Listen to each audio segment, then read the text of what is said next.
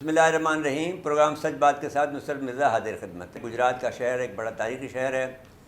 अपनी ख़ूबियों में और अपनी ख़ासियत में और अपनी शोहरत में कई उसके मकामात हैं, कई दर्जात हैं जिनका हम इस वक्त ज़िक्र करना ज़रूरी नहीं समझते हैं। लेकिन इस वक्त हमारी जो लगन है वो इस बात की है कि पाकिस्तान को किस तरह से जो माशी तौर पर ख़ुद मुख्तार बनाया जाए, और इस लिहाज से हम चैम्बर टू चैम्बर जा रहे हैं। पहले हमने कराची के तमाम चैम्बर्स को लिया और हमें इसका इंकरेजमेंट इस बात से मिला कि जो कायद-ए-आज़म मोहम्मद अली जिन्ना ने जो चैम्बर बनाया था, जो इंडस्ट्रियल एरिया बनाया था साइट का, वो बहुत ज़बू हाली का शिकार था। और जब मैं पहली दफ़ा उनके यहाँ गया मैंने कोई फरवरी के महीने में, तो वो वहाँ पर गंदे नाले बह रहे थे और सड़कें बहुत उधड़ी हुई थी और गाड़ी चलाना बहुत दुशवार था वहाँ पर। तो फिर हमने मुसलसल उन पर प्रोग्राम किए।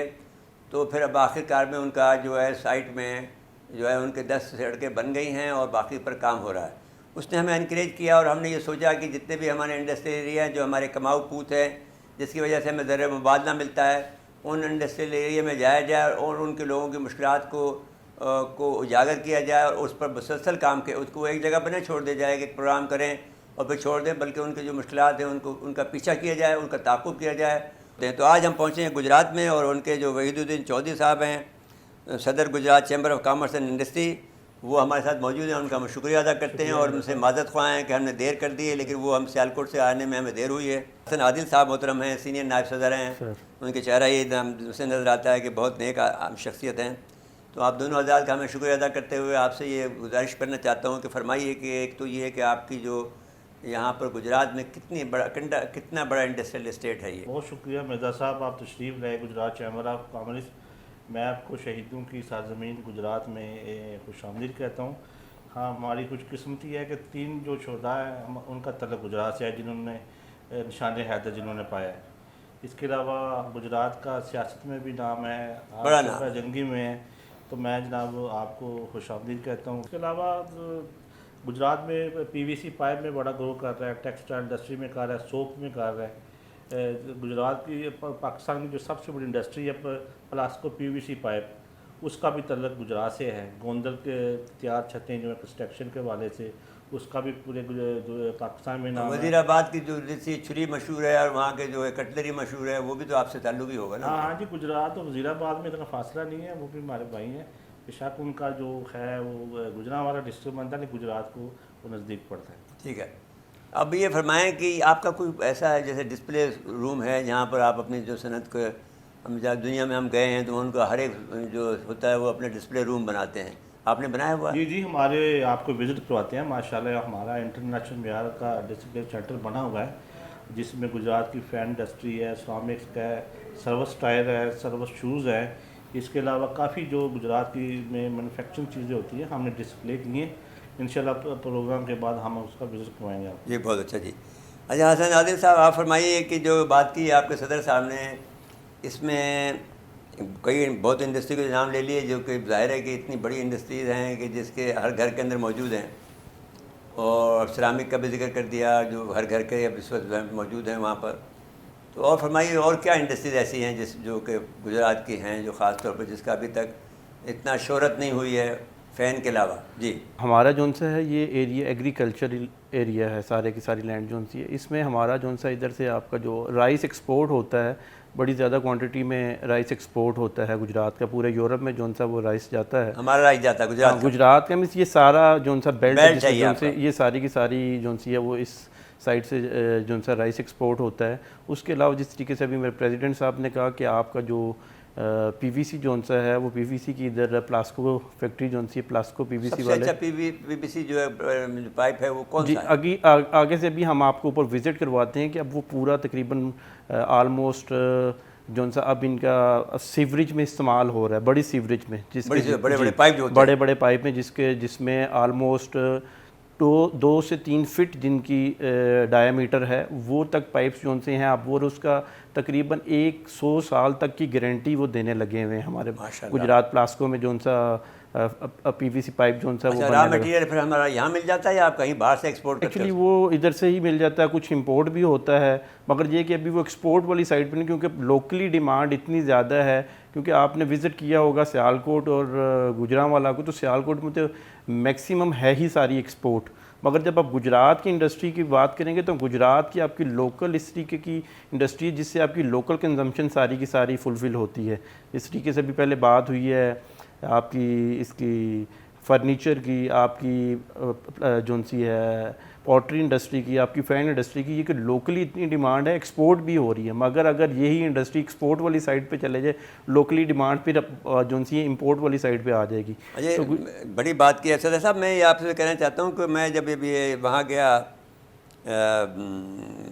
सियालकोट, तो उन्होंने कहा कि जो मुझे खुद हैरानगी हुई कि वो यहाँ पर गुजरात के अंदर बहुत बड़ा जो आप कहा आपने कि हमारी जो फर्नीचर का जो है इसका बड़ी फैक्ट्री लग गई हैं।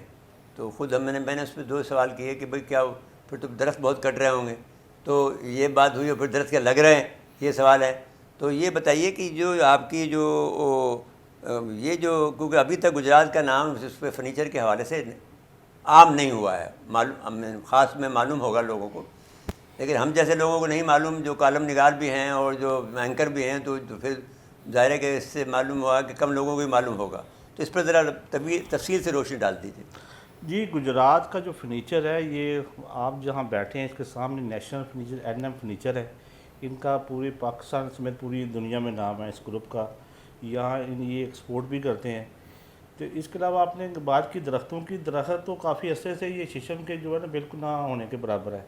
अभी तो इम्पोर्ट हो रहा है, लकड़ी पाकिस्तान आ रही है। बलूचिस्तान में तो शीशम के दरख्त हैं ना, वहाँ से हाँ, उधर से आ रहे हैं, कुछ बाहर से आ रहे हैं, लेकिन हमारे पंजाब में जो है ना शीशम की लकड़ी का बड़ा फुकदान है, बहुत कम ही रह गए हैं। लेकिन साथ साथ जो है फॉरेस्ट है वो भी लगा भी रहा है, लेकिन उसको जो तैयार होने में बड़ा वक्त बहुत लगता है, बहुत वक्त लगता है। तो इसके अलावा गुजरात जो फर्नीचर के लिहाज से आप को शायद इल्म नहीं है, ये पाकिस्तान का सबसे चनियोट और गुजरात का फर्नीचर ही मशहूर है। तो इंशाल्लाह ताला हम चनियोट की तो मुझे पता है, लेकिन गुजरात का मुझे इजाफा, मेरे इल्म में इजाफा हुआ। गुजरात का फर्नीचर का एक डिज़ाइन रहता है, टीक सिस्टम रहता है, चनियोट का रहता है डिज़ाइन।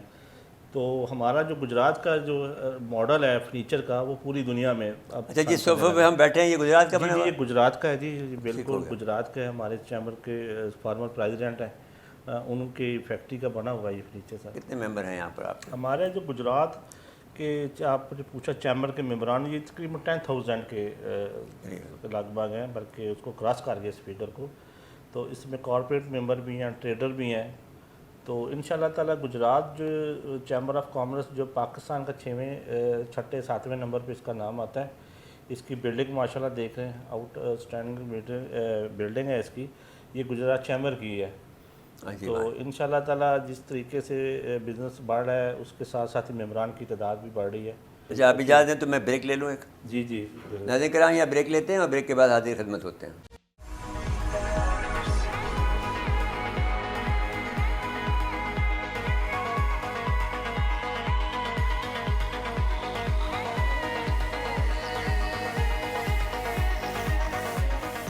वेलकम बैक नाज़रीन। वक्फे जाने से पहले जनाब मोहतरम वहीदुद्दीन चौधरी साहब जो गुफ्तगू फरमा रहे थे और जो उन्होंने इंडस्ट्रियल 2 की बात की थी, मैं चाहता हूँ कि उसको एलेबोरेट कर दें कि उसमें कितना इंडस्ट्री लगेंगी और क्या क्या इंडस्ट्री लगेंगी। देखिए जी, हमने प्रायोरिटी उन लोगों को देनी है जो एसएमई सेक्टर में गली महलों में उन्होंने फैक्ट्रियाँ बनाई हुई हैं, वो नई यूनिट नहीं लगा रहे। जिस तरह लैंड का ज़मीन यहाँ सवाल एक पैदा होता है कि एसएमई के जो लोग हैं उनको आप मेंबरशिप नहीं देते? तकरीबन 70-80% वही लोग हैं हमारे। वही लोग हैं? अच्छा, हाँ जी, वो ये लोग हैं, उनको हम प्रायोरिटी देंगे। इसके अलावा जितने भी हमारी फैन इंडस्ट्री में जिनके नाम है, पोल्ट्री में है, दूसरे तमाम शोबाजात को, तो आपने जिस तरह पूछा है कि इंशाल्लाह ताला ये हमारा 400 एकड़ पे इंशाल्लाह ये जो है ना इंडस्ट्री स्टेट 2 का हमारा मनसूबा है, जिसमें पहले फेस में हम तकरीबन 200 के लगभग जो है ना एकड़ के लगभग इसकी इरादा रखते हैं फेस 1 का। तो इंशाल्लाह जिस तरह हुकूमत पंजाब के जो फंड आते जाएंगे, इसको इंशाल्लाह हम इसकी जो है फंड का मतलब क्या है, आपको हुकूमत देगी? जी जी, हुकूमत पंजाब ने हमें फराहम करेगी। उस बजट इजलास में जो वज़ीर ख़जाना साहब हैं हाशिम साहब, उन्होंने इसका लॉन्च भी कर दिया है। 1 अरब और 30 करोड़ के फ़ंड इन्होंने मुख्तस किए हैं। तो मीनिंग दरबार ये किस पर होंगे, इसकी जो आपकी फैसिलिटीज़ हैं, उन्हें जो आपको ड्रेनेज सिस्टम है, पानी है, बिजली है, इस किस्म की चीज़ें को पहले जी जी बिल्कुल जी, वो बड़ी मॉडल इंडस्ट्री स्टेट बनेगी इंशाल्लाह ताला। फिर चौधरी परवेज़ अली साहब से और मोहन सलाई साहब से हमारी यही डिमांड थी और उन्होंने इत्फाक भी कर लिया है। इसको हम सुंदर स्टेट जो है ना लाहौर में चौधरी परवेज़ अली साहब के दौर में बनी थी, हम उसको उस मॉडल के पे लेके जाएंगे। परसों हमारी MD स्मॉल इंडस्ट्री लाहौर से भी मुलाकात हुई है उस तो उन्होंने भी ये कहा कि इंशाल्लाह ताला जो गुजरात की इंडस्ट्री से 2 है, इसको हम इंशाल्लाह ताला पूरे पाकिस्तान में एक मॉडल के तौर पर। अच्छा, तो आप जो आधा पोर्शन जो है आप देख, फिर ये जो इंडस्ट्री बनाने इसको तैयार होने में, प्रोडक्शन लेवल पे आने में कितने साल लगेंगे? देखिए जी, हमारा तो टारगेट है जी 2 साल तक ये अपनी इंशाल्लाह ताला हमें बिल्डिंग बन जाए, इक्विपमेंट आ जाए, बन जाएंगी और मशीनें आ जाएँ, मशीनें भी आ जाएंगी और इसकी सीवरेज का, इसकी कंस्ट्रक्शन, रोड कंस्ट्रक्शन का काम और दूसरे इंशाल्लाह ताला ये बड़ी तेज़ी से होंगे। उसकी वजह ये है कि गुजरात चैम्बर ऑफ कॉमर्स और डिस्ट्रिक्ट इंतज़ामिया और हमारे चौधरी बरादरान चौधरी मोहन सलाई साहब सारे एक पेज सारे मिल के काम करते हैं, टीम काम करते हैं, एक टीम वर्क के तौर पर हम काम कर रहे हैं। अच्छा जी, आप ये हसन आदिल साहब आप फरमाएं मतलब कि ये जो बात हमारे चौधरी साहब कह रहे हैं इसको में बताइए कि जो SMEs हैं और ख़ुसूसन आपकी जो ट्रैवल जो आपका जो सब्जेक्ट है उसमें क्या मसला हो रहा है? देखें, जो इस टाइम पे सबसे पहले अपने क्वेश्चन की SMEs की, इस टाइम पे जो स्मॉल इंडस्ट्री स्टेट 2 का जो प्रोजेक्ट हुआ है उसमें सबसे पहले तो मोहन सलाई साहब ने हमें ये फेवर दी है कि जो स्मॉल इंडस्ट्री स्टेट लगाने के लिए सबसे पहले कहते हैं जी कि वो 50% डाउन पेमेंट आप लोगों ने करनी है, मगर उन्होंने ये फेवर करवाई है कि उसमें वो हमारे साथ ये कमिटमेंट करके गए हैं कि वो 25% डाउन पेमेंट करेंगे। हाँ।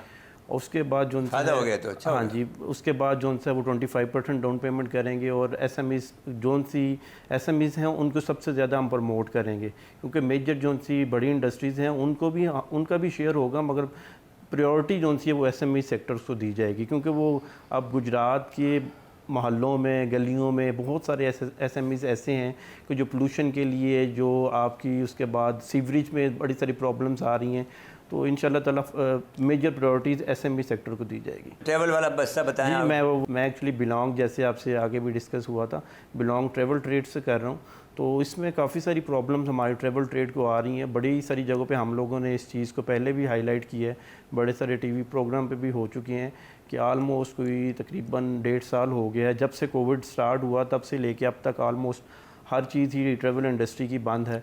मेजॉरिटी जो सी है हमारी पाकिस्तान की ट्रैवल ट्रेड वो हज और उम्रे से बिलोंग करती है। उम्रा आप सबको पता है कि पिछले 1.5 साल से तो बिल्कुल हुआ ही नहीं, मगर इस सिलसिले में हमारी गवर्नमेंट की तरफ से हमें किसी किस्म की भी कोई भी जो सी होती है फेवर, कोई अंदर रिलैक्सेशन, किसी सर्टिफिकेट में, किसी एनुअल फीस में, किसी जगह तो आपको फिर डिमांड क्या होनी है जो उसको एनुमरेट करे 1 2 3 4 5? इस सिलसिले में सबसे पहले तो ये कहा गया था कि जो सी हायर हमारी जो से टैब वाले हैं इधर लाहौर में, उन्होंने भी 2-3 मीटिंग्स की थी और उनको यही कहा गया था कि तकरीबन जो काफ़ी सारे ऐसे हैं जो कि डिफ़ॉल्ट वाले कंडीशंस में बहुत सारे बंदे जो उनसे हैं वो चले गए हुए हैं, उम्रा टोटली बंद है, उनके लिए कोई लोन माफ़ किए जाए, उनके कोई लोन्स जो उनसे हैं वो उनको सेंक्शन किया जाए 0 मार्कअप पे, और कुछ ना कुछ फेवर्स दी जाए, लोन चाहिए, हाँ कुछ ना कुछ उनको फेवर्स ऐसी दी जाए जो एनुअल दूसरा मुतालबा करें ना, जो एनुअल फीस हमारी है यानी कि DTS जो सी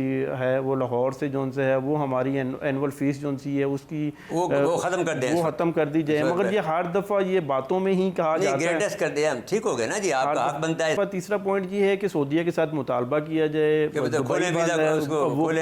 बड़े सारे ऐसे बंदे हैं जो बेचारे इधर से जा नहीं पा रहे, अब किसी भी पाकिस्तानी ने जाना है तो उसने किसी और मुल्क में जाके 14 डेज़ का स्टे करना है, देन ऑनवर्ड सऊदीया जाना है और फिर उधर भी 10 दिन का उन्होंने क्वारंटाइन करना है। तो गवर्नमेंट लेवल पे इस चीज़ को जो सा सॉर्ट आउट करने की कोशिश करें। पूरी दुनिया ऑलमोस्ट ओपन है और सऊदीया नहीं, अब तो मज़ारे हो गए ना, एंटी कोविड हो रहे हैं कि हमें जिंदा रहने दो, हमें बाहर जाने दो, लोगों से मिलने दो। सिलसिले में जो पाकिस्तान की मेजॉरिटी है देखें उसमें हमारा बहुत सारे इधर घर जो से हैं वो सऊदीया, दुबई, बहरीन, मस्कत की जो सी है वो लेबर जो सी उधर जाती है तो अपना पिछले वाला सिस्टम सारा सेटअप चल रहे होता है, तो काफ़ी सारे बेशुमार बंदे हज़ारों और लाखों के साथ। ये बात आपके 3 बातें आपने कही हैं, तीनों बातें जायज़ हैं और हम इसका मुतालबा करते हैं। एक तो ये कि आपकी जो आपको लोन दिया जाए 0% पर, दूसरा ये कि आपको जो है वो वो जो आपसे जो फ़ीस लेते हैं वो ख़त्म की जाए। और तीसरा ये कि आपको जो है अपना गुड ऑफिस इस्तेमाल करें और सऊदी अरब से कहें कि अपने वीज़ा खोलें जी। दुबई भी सर उसमें इंक्लूड दुबई भी है, दुबई हाँ, उनको तो दुबई, लेकिन फिर दुबई गवर्नमेंट पर से उनको मशवरा करना पड़ेगा। सऊदीया ज़रा मेरे ख्याल में आसान है, क्योंकि वो मज़हब का हमें थोड़ा सा उनको प्रेशर डालना पड़ेगा कि भाई हमारा यानी मज़हबी हमारा ज़रूरत है और हमारे लोग जो हैं बहुत ज़्यादा मुस्तरिब हैं, तो आप मेहरबानी करें। तो ये कहा जा सकता है और इस पर ये वो शायद मान सकते हैं। उसमें चीफ़ ऑफ आर्मी साहब को मेरे ख्याल में मदाखलत की जरूरत पड़ेगी, क्योंकि इनकी बात तो मानेंगे नहीं, वो तो उनकी बात मान सकते हैं चीफ़ साहब से की। तो चीफ़ साहब से हम जनाब मोहतरम हैं चीफ़ ऑफ हमारे जो COS हैं जनाब कमर जावेद बाजवा साहब से हम दरख्वास्त गुजार हैं कि वो किसी तरह से मोहम्मद बिन सलमान को राज़ी करें कि वो वीज़ा को और हज के मामले के अंदर वो जो हमारे लिए पाकिस्तानी को रियायत के लिए वो उनसे सदा करें। जी चौधरी साहब आप फरमाएँ फिर। जी बिल्कुल, हसन भाई ने कहा जी, ये हमारी जो ट्रैवल जो है ये बिल्कुल बड़ी मुतासर हुई है। इसके अलावा ट्रेडर के हवाले से मैं बात करूँगा। अच्छा, और बात भी कर लें कि ये जो हमारे गुजरात से मेरे ख्याल में ज़्यादा ही जाते हैं आदमी उम्रे के लिए, ठीक है ये बात? हाँ हाँ जी जाते हैं। दूसरों की निस्बत डिस्ट्रिक्ट के अलावा गुजरात में ज़्यादा जाते हैं। इसमें ये हमारे मजहबी जज्बा ज़्यादा है गुजरात में। तो मैं बात कर रहा था कि जो हमारा जो गुजरात है इसके में ट्रेडर की बहुत ज़्यादा तादाद है हमारे चैम्बर में। कोविड की वजह से, लॉकडाउन की वजह से उनका बहुत बुरा हालात हैं। तो इस दूसरा देख रहे हैं वो शादी हाल वगैरह बंद। हाँ वो बंद, हमारे यहाँ तो खुल गए हैं, कराची में खुल गए, लेकिन अभी यहाँ गर्मी की शिद्दत ज़्यादा है और ये ऐसा मौसम शादियों का नहीं है। उसके अलावा हम सोच रहे हैं कि दोबारा हम लॉकडाउन की तरफ जा रहे हैं। तो मैं हुकूमत से गुजारिश करूँगा कि ट्रेडर को सहूलतें दें, उनके जो टैक्सेस है वो माफ़ करें और उनको कोई ऐसा पैकेज दें। ये दुकानदारों का बेयकीन नहीं, कोई ऐसा पैकेज नहीं, आप मुतय्यन करें ना, क्या पैकेज मांगते हैं आप? पैकेज जो टैक्सेस से उनको मुस्तस्ना करें, को सान किस्तों पे उनको कर्जे दें, नो प्रॉफिट नो लॉस पे। उनका वाकई उनके घरों के मामला बड़े डिस्टर्ब हुए हैं। नौकर उनके मुलाजमीन के हालात बहुत मुलाजमीन है, उनकी फैमिलीज बहुत डिस्टर्ब हैं। स्कूल बंद है, लेकिन स्कूल उसके बंद होने के बावजूद भी वो फीसें दे रहे हैं बेचारे। हाँ देखो, तो ये ना देखें कि हुकूमत के हमने लॉकडाउन बड़े कामयाब कर दिया है। लोग जो बिजनेस मैन हैं वो यकीन करें बहुत परेशान है। मास बाई चांद एक सेक्टर के अलावा एक्सपोर्ट में उनको तो फ़ायदा हुआ है, टेक्सटाइल का तो हुआ है फ़ायदा, उसको ना देखें। हमारे मुल्क जो है ना उसकी ज़्यादा तादाद जो ट्रेडर हैं, दुकानदार हैं, SME सेक्टर के हैं, वो सारे जो है उनका बहुत बुरे हालात हैं। मैं आपकी तवज्जो से हुकूमत पाकिस्तान से ये गुजारिश करता हूँ क्योंकि वो ऐसी कमेटी बनाएं जो चैम्बर में आके बैठ के हमारे से मुज़ाकरा करें। चौधरी वहीदुद्दीन चौधरी साहब, मैं आपका मशकूर हूँ कि आपने वक्त दिया, और जनाब मोहतरम हसन आदिल साहब आपका मशकूर हूँ। लेकिन इसके बाद में प्रोग्राम को हम ख़त्म नहीं कर रहे हैं। इसके आखिरी हिस्से में गुजरात की इंडस्ट्री का हम रुख करेंगे और फिर वहाँ से फिर हम एक्स्ट्रा भी देंगे। आपका बड़ा शुक्रिया ज़रूर अदा कर रहे हैं। बहुत शुक्रिया मिर्ज़ा साहब। अब यहाँ लेते हैं ब्रेक और ब्रेक के बाद में हम आपको गुजरात इंडस्ट्री का दौरा कराएंगे।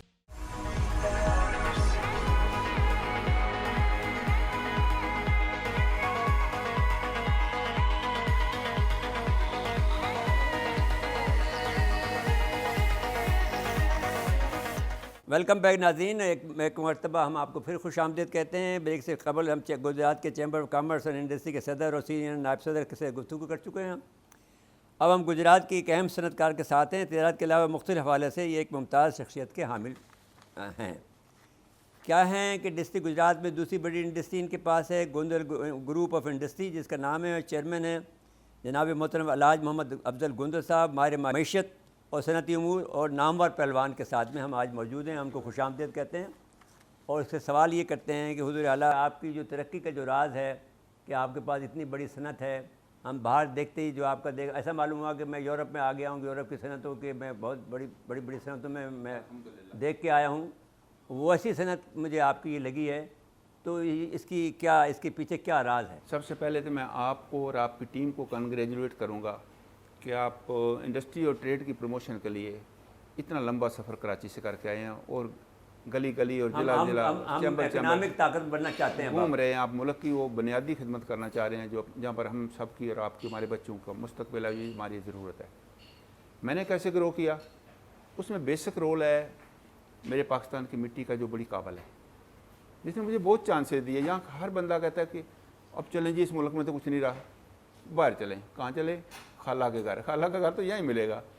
हमारे यूथ जो कॉलेजों यूनिवर्सिटियों में जितने हैं ना जी, हर कोई अब्बे को 2 एकड़ ज़मीन बेचे और मैंने यूरोप जाके होटलों को बर्तन धोने हैं, और 2 एकड़ ज़मीन बड़े बेचे, बदकिस्मत लोग हैं। 2 एकड़ ज़मीन बेचे और मैंने जाके अमेरिका में टैक्सी चलानी है। उनको कोई पता नहीं इसकी इस मिट्टी के ऊपर खड़े होकर हीरो बनना कितना आसान है और कितना मुमकिन है। मैंने किया है, मेरे अल्लाह ने मुझसे करवाया है, मेरे वालिदैन की दुआओं के साथ। कैसे हुआ? मेरे वालिदैन हुक्का पीते थे दोनों, और रात के 2 बजे, रात के 3 बजे, रात के 4 बजे, बेटा उठ के हुक्का भर दो, मैंने उठ के भर देना। वो कहते थे बेटा हम स्कूल में दोनों नहीं गए और आपको स्कूल हम पढ़ा रहे हैं, हमारी 2-3 बातें याद रखना, आपकी सारी तालीम के बाद ये आपके काम आएंगी। बेटा चोरी नहीं करना, झूठ नहीं बोलना और जुआ नहीं खेलना। अल्लाह सलामत। मुझे कोई तीसरी चीज़ चौथी चीज़ में बताई नहीं है, 3 चीज़ें बार बार पकाई। अच्छा जी, आप बताइए कि इंडस्ट्री आपने कैसे शुरू की? इंडस्ट्री मैंने बहुत छोटे लेवल पे शुरू की। मैं जब पहली नौकरी पे गया तो मैं कराची में एम सईद क्रैशी अलवारसी पाकिस्तान चौक वो कंपनी थी, छोटी सी। ठीक है, ठीक, मुझे मालूम है। हाँ, शायद आप जानते हो। उनके पास मैंने 250 रुपये में नौकरी की। गुजरात में 250 रुपये महीने किस नौकरी सन की बात है? 250? सन 72। हाँ, तो 72 में 250 रुपये बहुत कीमती थे। उनकी कीमती नहीं थे उतने, लेकिन नहीं, गुजारा हो जाता। उसके बाद जो ग्रोथ की बहुत स्पीड से की। नहीं, लेकिन 250 रुपये में गुजारा भी हो मुझे जाता जो जिक्र करने वाली बात है, सेठ आबद ने मुझे 1 महीने के बाद 350 तनख्वाह दी। मैंने कहा नहीं जी, मैंने 250 तय की। कहते नहीं बेटा 350। वो 2-3 दफ़ा बहस करने के बाद कहता बेटा अगर 250 वाला तो मैं 250 ही देना था। 100 रुपया 1 महीने, पहले महीने मुझे फालतू दिया उसने। फिर मैं कोयटा गया, कराची अपना मारीपुर वाले अड्डे पे जंगी जाल के मोड़। उसके बाद रसूल कॉलेज में गया, 3 साल मैंने डिप्लोमा किया, मैथलेटिक्स चैंपियन ऑफ द ईयर था, कौन से कॉलेज का प्रेसिडेंट था। कौन से कॉलेज? रसूल कॉलेज, रसूल और इंडिया दो, इंडिया में रुड़की और पाकिस्तान में रसूल, 2 कॉलेज 1912 में गवर्नमेंट ऑफ बरतानिया ने पाकिस्तान में बनाए थे, जिनके 5% बच्चों को ऑक्सफोर्ड में दाखिला मिलता था। उस स्कूल का मैं पढ़ा हुआ। 13 साल मेरी टोटल तालीम है। लाहौर से को 3 साल पहले एक बंदे ने मुझे कॉल की, बड़ा काम सुन के मुतमिन हो गया। कहता है पहलवान जी कितना पढ़े हो? मैं कहा मैं बुक्स यूनिवर्सिटी का ग्रेजुएट हूँ, एहसासात की डिग्री का, बुक की डिग्री का। That's the education. अगर आपकी फीलिंग मर गई तो आपकी तालीम किसी काम में नहीं आ सकती। अगर आप बड़ी तालीम करने के काबिल कुछ नहीं है, वो कौन सी तालीम है? ये बहुत पुराना ज़माना था जब कहते थे द एजुकेटेड नेशंस, अब present the practical Nations, the dollar earning Nations. अगर आप कुछ करके जोड़ी भर के अपने मुल्क के लिए जा सकते हैं, देन यू आर एजुकेटेड। अगर वहाँ जाके वो टायर धो रहे हैं लोगों के लिए, तो पाकिस्तान की रेवेन्यू आ रहा है, लेकिन पाकिस्तान की इज्जत नहीं उसमें बढ़ रही, वैल्यू एडिशन नहीं हो रही है। ये बच्चे को इस कदर बूस्ट करके वहाँ पर लेके जाएं, जाके वहाँ डिलीवर करें, पता लगे पाकिस्तान का बच्चा है। ये किस तरह से बनी आपने? यू हैव बिकम, हमने रिज़्क़ हलाल की जगह एम्पायर बना लिया आपने। कमिंग टू दिस, हमने रिज़्क़ हलाल के कल्चर को छोड़ के क्राइम के कल्चर को अपना लिया। रिज़्क़ हलाल का कल्चर ही तरक्की दे सकता है। और रिज़्क़ हलाल के कल्चर के सिर्फ 2 लफ्ज़ हैं। रिज़्क़ हलाल क्या चीज़ है? वो रोज़ी जो मेहनत और ईमानदारी से कमाई जाए, जिसमें इस्तेसाल शामिल ना हो।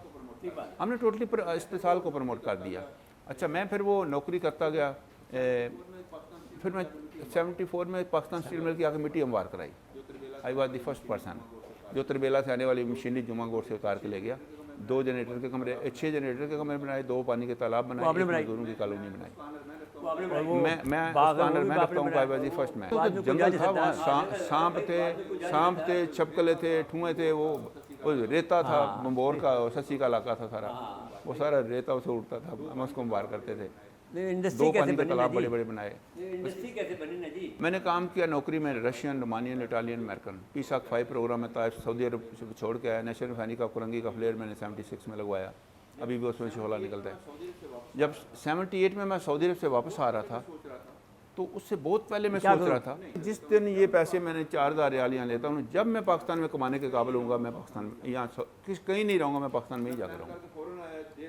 मैं प्लान करके फ़ौरन आया 1,20,000 रुपये लेकर कि मैं जाके अब पाकिस्तान में कारोबार करता हूँ। वो सारे का सारा मेरा ज़ाया हो गया, ना तजर्बाकारी की नज़र हो गया। अब कोई भी बंदा कहता है जी मुझे कारोबार के लिए पैसे चाहिए, मैं कहता तो अहमक हो, तुम्हारा दिमाग ही काम नहीं करता, पैसे से कारोबार नहीं होता, पैसे से खेलने का फन है। कि इतना ही आप जो मुनकसिर मिजाज हैं और इस तरह नरम खू हैं और इस तरह के खुले दिल के शख्सियत हैं, जो मुल्क का और बहुत बड़े मुहिब वतन हैं पाकिस्तान के, आपने हमें वक्त दिया, आपके मैं इंतहाई मशकूर हूँ। सच टीवी की तरफ से, सच टीवी के तमाम स्टाफ की तरफ से, सच टीवी के चेयरमैन की तरफ से मैं इंतहाई मशकूर हूँ कि आपने वक्त दिया। नाज़रीन कराम, आपने देखा कि एक इनकलाब आ रहा है पाकिस्तान में, और एक ऐसे पाकिस्तान में ऐसे इन जो क्रिएटिव शख्सियात मौजूद हैं जो कि पाकिस्तान की तकदीर को बदल देंगे। और पाकिस्तान में जो आज का जो सीमेंट और बजरी का जो हम एक जंगल बना के बैठे हुए हैं जिससे हम खौफजदा हैं, और जो बाद में मैं करना चाहता था वो ये है कि जो आप ये इमरान खान साहब जो हर वक्त जो इतने घरों की बात करते हैं वो इस बात को छोड़कर प्रोडक्शन की तरफ जाएं, और दूसरा जो तरीक़ाकार अफजल ग्रुप जो गोंदल ग्रुप ऑफ कंपनी जो बना रही है उसके पर तवज्जो दें, तो शायद उनके मसाइल जो हैं बहुत तेज़ी के साथ गरीबों के मसाइल भी हल हो सकते हैं, ज़लज़ला प्रूफ हो सकते हैं, इंसुलेशन गर्मी से निजात हासिल हो सकती है, बिजली का फ़ायदा हो सकता है। तो ये सब कुछ आप करने के लिए आपको R&D का भी वो काम कर रहे हैं, तो इनकी तरफ तवज्जो दें। तो ऐन मुमकिन है कि हम पाकिस्तान के 50% मसाइल हमारे जो घर के ज़रूरत के हैं वो पूरे हो जाएँ, और इंडस्ट्री के मसाइल भी पूरे मुकम्मल यानी पूरे कम से कम कुछ ना कुछ मसाइल हल हो जाएँ। नाज़रीन कराम, इसके बाद इजाज़त लेते हैं। अल्लाह हाफ़िज़।